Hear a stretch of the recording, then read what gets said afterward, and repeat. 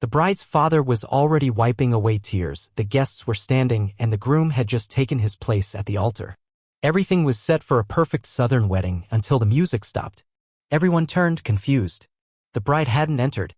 Instead, all eyes landed on a woman near the front, dressed in a crisp black and white Maid uniform, standing stiff, unmoving. Her name was Clara.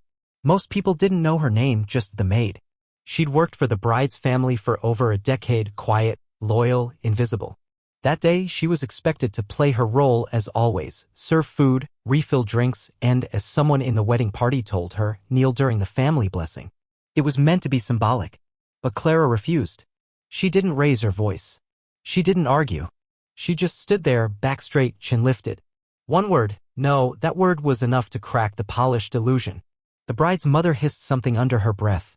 The officiant froze. Whispers rolled through the crowd like a storm about to break. Clara didn't budge. What followed was a chain reaction no one saw coming. The groom hesitated. The bride never walked down the aisle. And by the time the guests realized what was really going on, the wedding was off. This wasn't just about a maid refusing to kneel. This was about dignity, power, and a Southern family tradition that had gone unquestioned for too long. Why was Clara asked to kneel in the first place? And what did her refusal expose about the people she worked for? As tempers flared and secrets began to slip out, what should have been the happiest day of someone's life turned into something else entirely public, raw, and unforgettable. Because when one woman chose to stand up, everything else fell apart. And the question now isn't just what happened that day, but why it happened at all. Clara had started working for the Hawthorne family when she was just 24. Fresh out of night school, juggling childcare for her younger siblings, she took the job to keep the lights on. Over the years, she became more than just the maid. She knew which whiskey Mr. Hawthorne liked after work. She ironed the bride's school uniforms back when she was still playing with dolls. She patched dresses, cooked Sunday dinners, even sat quietly in the back pew during Easter services. But she was never family. They made that clear in little ways. When company came over, Clara was invisible. When the family took photos, she stepped aside. When the bride got engaged, Clara helped with the planning, the dress fittings, the flowers. But she never got a real invitation, just instructions. And those instructions on the day of the wedding included kneeling. Not as part of a religious ritual. Not for prayer. It was a private Hawthorne family blessing, a tradition they claimed went back generations. One by one, members of the household would kneel at the altar and offer words of gratitude for their roles in the family's success. But Clara wasn't kin. She was staff. The request came from the bride's mother just an hour before the ceremony. Not a request, really a command, sugar-coated with a brittle smile. Clara, you'll kneel before the blessing. Just a few seconds. It's symbolic. You've been with us so long, it's only right. Clara didn't say anything right away. Just looked her in the eye. In that moment, something shifted. Maybe it was the way the mother tightened her grip on the clipboard, like Clara might forget her place. Maybe it was the way the bride looked away. Or maybe Clara was just tired of being useful but not respected. At the altar, surrounded by guests who barely noticed her, Clara finally chose not to play along. The groom noticed first. He'd never met Clara before that week. She was just part of the household.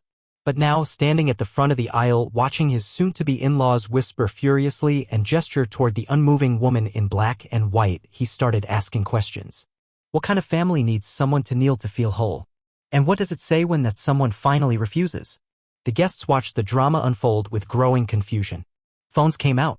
A few guests tried to pretend nothing was wrong, still smiling politely.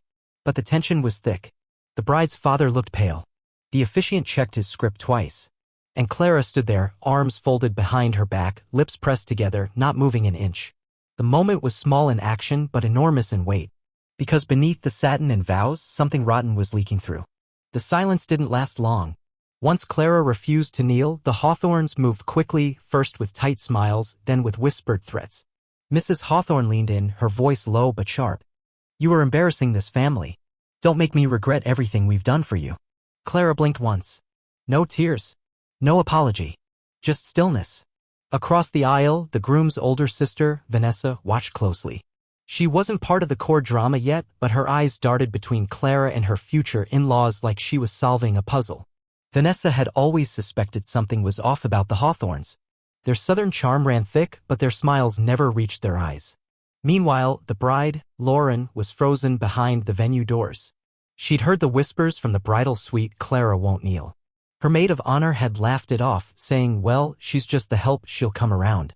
But Lauren didn't laugh. Because a week earlier, Lauren and Clara had shared a rare moment, alone, in the kitchen. Clara had asked softly, you happy, Miss Lauren? And Lauren didn't answer. She just stared out the window. Now, standing in her dress, Lauren felt like the room was spinning. She remembered being 8 years old, following Clara around the kitchen, pretending to stir gravy while her own mother barked orders from the next room. Clara had been the one who tucked her in after tantrums, who smoothed her hair before dance recitals, who caught her crying in the laundry room the day she found out her fiancé had cheated but forgave him anyway. And now Lauren was expected to walk down the aisle while the woman who raised her was publicly shamed? Outside, a few guests began murmuring louder. Someone had already texted a cousin in the back row, the maid staging some kind of protest. A few thought it was about wages. Others said she must have gone crazy. But the truth wasn't that simple. Clara had seen something earlier that morning, something she wasn't supposed to. A conversation between Mr. Hawthorne and the groom. Voices raised. The words "keep her quiet" were the only ones Clara caught clearly. Now, she wasn't just refusing to kneel. She was holding the line. And that's when Reverend Marks, the officiant, stepped forward. He wasn't just a hired preacher, he'd baptized the bride. He looked between Clara, the groom, and Mrs. Hawthorne, then said in a voice barely above a whisper, "Do we need a moment before continuing?" The groom turned to Lauren's father. "What exactly is happening here?"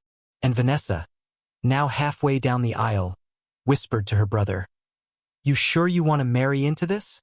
The tension rippled through every corner of the venue. One woman's refusal had exposed cracks in a carefully curated image, and the wedding hadn't even started. What Clara knew and what she might say had become the real threat. Mrs. Hawthorne's hands trembled as she adjusted her pearl necklace, her smile barely holding. She stepped away from Clara, brisk and tight-lipped, heading toward the altar. Her heels clicked like gunshots across the wood floor. She whispered to her husband. He turned red. Not just his face, his neck, his ears. Clara's refusal wasn't just causing embarrassment. It was breaking something deeper, control. The officiant cleared his throat. "We'll give the bride just a moment," he said, gesturing awkwardly toward the empty aisle. But Lauren still hadn't moved. Her veil was off. Her eyes locked on the doorway, on Clara, on the scene unraveling before her. Her hands clenched the fabric of her dress until the seams threatened to tear. The groom, Daniel, took a slow breath. His stomach felt hollow. He couldn't unhear what Vanessa had just said. "You sure you want to marry into this?" He wasn't. Not anymore. Vanessa stepped to the side, pulled out her phone, and started recording. Not the ceremony, what was supposed to be the ceremony. Just Clara. Standing tall. Alone. "Don't," Daniel hissed. "She's earned it," Vanessa whispered back. Near the front row, whispers had turned to quiet arguments. Some guests stood to leave. Others stayed, curious. A few, the ones who truly knew the Hawthornes, looked more worried than offended. Then came the sound no one expected, footsteps. Lauren was walking. Not down the aisle. Not toward Daniel. She came from the side, stepping out through the rose-covered arch, barefoot, no veil, her dress brushing against the grass. Straight to Clara. Gasps. One woman dropped her champagne glass. Mrs. Hawthorne froze. "Lauren," she said, voice clipped. "We do not walk out of our own wedding." Lauren didn't stop. She stood in front of Clara. Looked at her. Really looked at her. Then she whispered, "What did you hear this morning?" The question hit like a slap. Clara's jaw tightened. She glanced at the guests, the cameras, the tension building like thunderclouds above a dry field. She didn't answer. Yet, behind them, Mr. Hawthorne stepped forward, suddenly alert. "Lauren," he called. "Get back here. Right now." His voice wasn't soft anymore. It was sharp. Commanding. Lauren didn't flinch. Daniel watched her, chest pounding. He realized he didn't know this version of her. Not at all. Then, for the first time, Clara looked afraid. Just for a second. A flicker. That's when Vanessa said, under her breath, "She knows something dangerous." And that's when Mr. Hawthorne reached into his jacket pocket. Everyone saw it. Lauren froze. Her father's hand was in his jacket, eyes locked on Clara. It was subtle, but not subtle enough. A guest near the front saw it too and quietly backed away from their seat. Then Clara stepped forward. Not toward Mr. Hawthorne. Toward Lauren. "I heard enough," she said, just loud enough to carry. Enough to know this wedding was never meant to be clean. Mrs. Hawthorne's face dropped. "You don't know what you're talking about," she snapped. But Clara did. That morning, she'd gone to the study to collect linens. The door wasn't shut all the way. Inside, Mr. Hawthorne and Daniel were arguing, heated, close to boiling. Clara hadn't meant to overhear. But she did. Daniel was angry. Something about old money being used to cover up ugly business. Then came the real bombshell: she can't know the truth or she won't marry me. He wasn't talking about Lauren's past. He was talking about his own. Something dark. Something tied to the Hawthorne's estate. Money laundering. Political favors. Even the family foundation fraud. Clara had only caught fragments, but they were enough to draw lines. And now Clara realized something else. Lauren did know. Or at least suspected. That's why she hadn't come out at first. That's why she'd asked, "What did you hear?" She needed a reason. A push. Clara's refusal had cracked it wide open. But the next twist didn't come from Clara. It came from Daniel. "I didn't want this," he shouted, suddenly turning on Mr. Hawthorne. "You said it was handled. You said she'd do the kneeling and everything would look normal," Mrs. Hawthorne gasped. Too loud. Too real. Clara blinked. Slowly, the truth landed. This wasn't just about silencing her. They expected her to kneel so no one would ask why. Why the groom was marrying into a legacy of corruption. Why Clara had to play the part of obedient help for appearances. Why Lauren had been kept in the dark for so long. And then came the betrayal. Lauren turned, not to Daniel. Not to her father. To Clara. And said, "Did you know about the money?" Not "thank you." Not "I'm sorry." Just accusation. Clara looked gutted. "No," she said. Quiet. Honest. Vanessa stepped forward, holding her phone, still recording. "I did," she said. "And if you don't let her walk away right now, I'm sending this footage to every journalist from Savannah to D.C. Sudden chaos. Guests stood. Some left. Mr. Hawthorne stepped back, his hand still in his pocket, but empty. A bluff. But a terrifying one. Lauren stepped toward Clara again, this time unsure. "Why didn't you say anything before?" Clara turned away. "Because I didn't think anyone here wanted the truth." That line echoed. Sharp. And in that moment, it wasn't just a wedding falling apart, it was a family's reputation, a man's ambition, and a daughter's illusion of love crumbling all at once. The crowd was thinning fast. The illusion of a perfect Southern wedding had fully collapsed. Napkins fluttered, chairs scraped, voices muttered. And still, Clara stood in the center of it all. Lauren, now inches away, held her breath. Her dress was smeared with grass. Her mascara had run. But none of that mattered anymore. "You could have ruined me," she said to Clara. Clara looked at her, steady, quiet. "No," she said. "I could have saved you." The words hit harder than Lauren expected. Daniel had gone silent. His mask was off. Cold, calculating. He wasn't reaching for Lauren. He wasn't explaining. He was already pulling away, looking for the fastest escape. His face said it all. This wedding had never been about love. It was about aligning families, keeping secrets, and laundering his future behind tradition and a white dress. And Lauren saw it. Finally.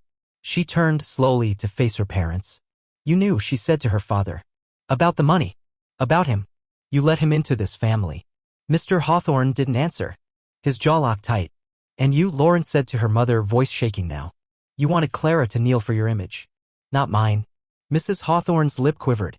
She tried to speak, but nothing came out. Reverend Marks, still standing off to the side, closed his book. "The ceremony," he said, "is over." That's when Vanessa stepped forward again. Not quite. She turned her phone around. The video was still recording.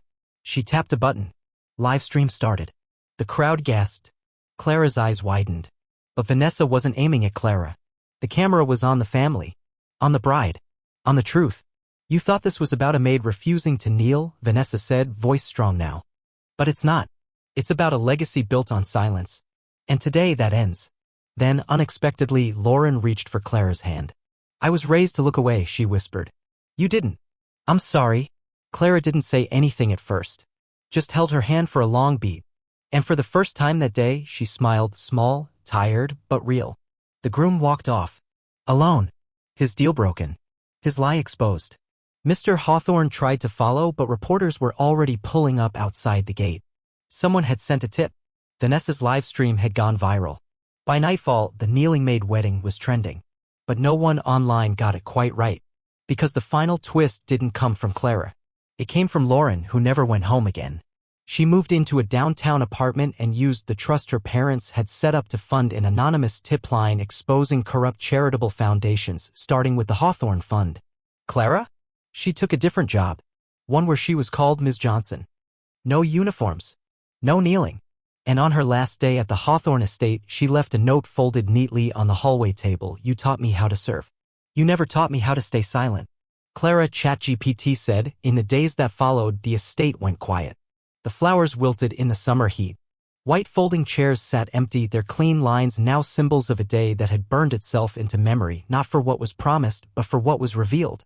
Lauren disappeared from social circles. No more gala appearances, no interviews, no statements. But a few weeks later, a website launched under a blank name, Heard in Silence. It didn't take long for people to realize who was behind it. The site gathered anonymous testimonies from household staff, nannies, and workers, people like Clara sharing stories that had long been brushed under polished rugs and gilded staircases. Vanessa went public. She gave the press everything: footage, documents, family tax records. The Hawthorne Foundation collapsed within months. The family's public standing never recovered. But this wasn't just about bringing down a family. Clara didn't chase headlines. She didn't want them. She took a job at a small community library in Savannah, running a mentorship program for young women, many of whom had mothers in domestic work. She kept to herself mostly. But people knew her name now. Ms. Johnson. Not the maid. Not the help. Just Clara. Lauren wrote her a letter longhand. No apologies this time. Just thanks. And an update: she'd started studying nonprofit law. Wanted to make sure people like Daniel never got to hide behind money again. As for Daniel, he vanished overseas. Last anyone heard, he'd taken a job in finance under a different name. But his reputation followed. And still some things lingered. There were whispers at country clubs. Rumors about what really happened that day. Some blamed Clara. Others called her a hero. But for Clara, the truth didn't need defending. It had already stood on its own. That wedding day had been about more than one refusal. It was about the cracks in tradition, the quiet unraveling of power, and the way dignity, once claimed, becomes unstoppable. Not through rage. Not through revenge. Through presence. Through one woman standing still when the world expected her to kneel. And maybe that's the real lesson. That sometimes resistance doesn't look like shouting. Sometimes it looks like silence. Like eye contact. Like saying simply, no, no more playing the part. No more shrinking. No more pretending things are fine just because they're wrapped in lace and gold. Because when one person dares to disrupt the story, it forces everyone else to look at the script and ask who wrote it and why. So if you take anything from this story, let it be this: there's power in standing your ground. Even when no one's clapping. Even when it costs you everything. Especially then. Because change doesn't begin with applause. It begins with truth. Respect isn't a gift you wait to receive. It's the ground you decide to stand on. Clara Johnson.